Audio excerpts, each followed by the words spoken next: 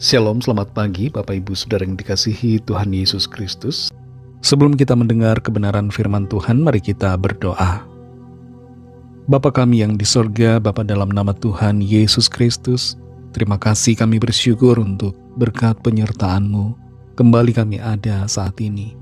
Ini semua kemurahan-Mu dan rencana-Mu yang baik bagi kami. Saat ini kami mau mendengar sabda firman-Mu. Urapilah kami Roh Kudus supaya kami mengerti dan mentaati akan setiap kehendak-Mu. Dalam nama Tuhan Yesus kami berdoa. Haleluya. Amin. Saudara yang dikasihi Tuhan, ayat firman Tuhan saat ini terdapat dalam kitab Mazmur pasal 32 ayat yang ke-11. Tertulis demikian. Bersukacitalah dalam Tuhan dan bersorak-soraklah, hai orang-orang benar. Bersorak-sorailah, hai orang-orang jujur. Saudara yang dikasihi Tuhan, di Australia ada banyak orang yang menggunakan ekstasi. Sebaliknya di Indonesia, banyak yang menggunakan sabu-sabu. Mereka menginginkan efek dari ekstasi dan sabu, karena efeknya membuat mereka merasakan perasaan sangat senang dan bahagia. Tapi di samping perasaan itu ada efek lain yang membahayakan. Pemakaian ekstasi dan sabu akan menimbulkan kerusakan otak dan merusak berbagai organ tubuh. Kita tidak memerlukan ekstasi ataupun sabu untuk mengalami kebahagiaan. Sebagai orang-orang yang percaya kepada Tuhan, kita dapat selalu bersukacita di dalam Tuhan dan bersorak-sorai memuji nama-Nya. Dalam Mazmur 32 ayat 11 ini tertulis, bersukacitalah dalam Tuhan dan bersorak-soraklah, hai orang-orang benar.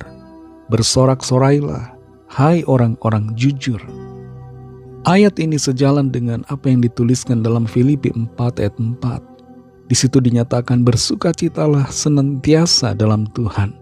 Sekali lagi kukatakan bersukacitalah.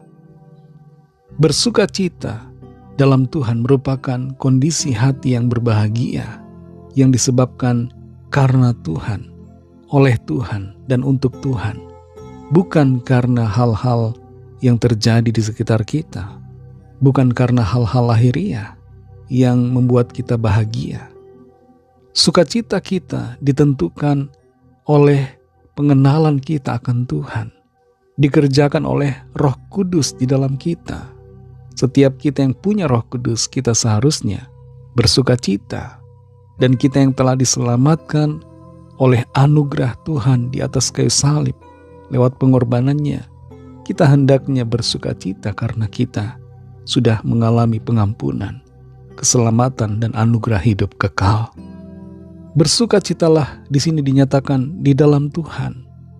Jadi Tuhan menjadi pokok dan penyebab serta faktor yang membuat kita bersukacita. Dan ini harus menjadi gaya hidup kita selama kita ada di dunia.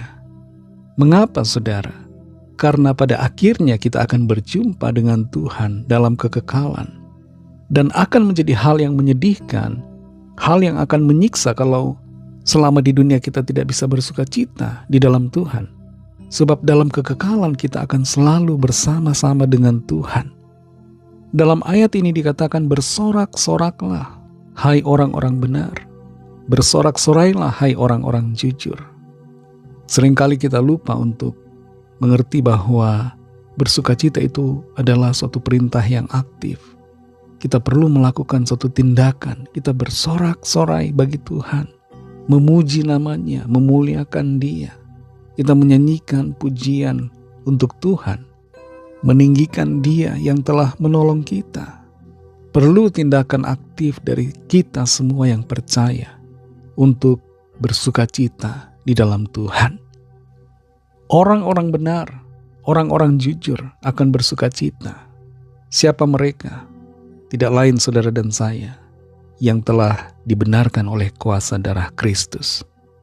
Akan menjadi hal yang memalukan sebenarnya jika orang-orang benar, orang-orang yang telah ditebus, menjalani hidup dengan sikap yang bersedih, murung, galau, gelisah, kelihatan muka cemberut, tidak punya pengharapan, ini tidak akan mencitrakan kemuliaan Allah di dalam hidup kita. Mari saudara yang dikasihi Tuhan, bersukacitalah senantiasa di dalam Tuhan Yesus yang telah menyelamatkan kita.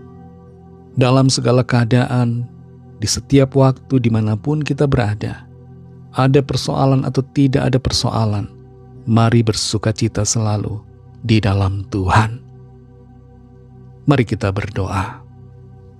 Terima kasih Tuhan Yesus, kami mengucap syukur untuk firman-Mu yang sudah kami dengar, yang mengajar kami, mengingatkan bahwa kami sudah seharusnya dan selayaknya bersukacita di dalam Engkau.